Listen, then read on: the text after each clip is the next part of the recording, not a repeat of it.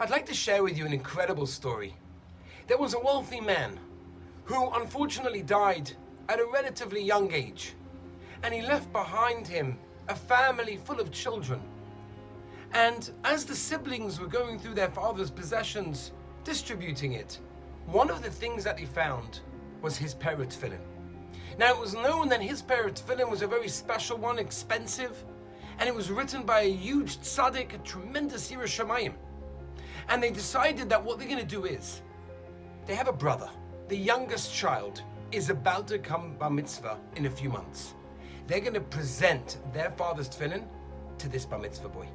And a few weeks before the bar mitzvah, all the siblings get together and they present the tefillin and they tell him, this is our father's tefillin, watch it carefully, make sure you put it on every single day. And he did. Every single day. He never missed a day with his father's tefillin. Fast forward a few years, this young boy became a very busy, successful businessman, jet-setting around the world. And wherever he went, he made sure to take his father's tefillin and didn't miss a day. Until one day. One morning, very early in the morning, his guide took him out and told him, don't worry, we'll be back in a couple of hours. And he thought, okay, I'll put my tefillin on when I return. Snow descended upon their destination, and he wasn't able to make it back. And as the time grew closer and closer to the end of the day, he said to his guide, are there any Jews that live here? I need to put on tefillin, I need to do this mitzvah. Good, it won't be my father's tefillin, but at least something I'll put on. And the guide told him, I know there's an old Jew that lives in outskirts of the city. We'll find him. And they travel a couple of hours and they manage to locate him. And he walks in, he says, tell me, do you have a pair of tefillin I can borrow? And the man says, sure. He takes out his tefillin, an old worn out bag. And he sees the straps are old and used, the ink is coming off. The boxes are not even so square. He looks at it, he thinks, oh, I don't know if I'm going to be yait to this tefillin. Maybe b'di'evet, but what choice do I have? A Jew has to put on tefillin. And he puts on this pair of tefillin. He goes back to his hotel room and it becomes the night. He can no longer put on tefillin. He missed a day with his father's tefillin. He moves on. Life doesn't last forever.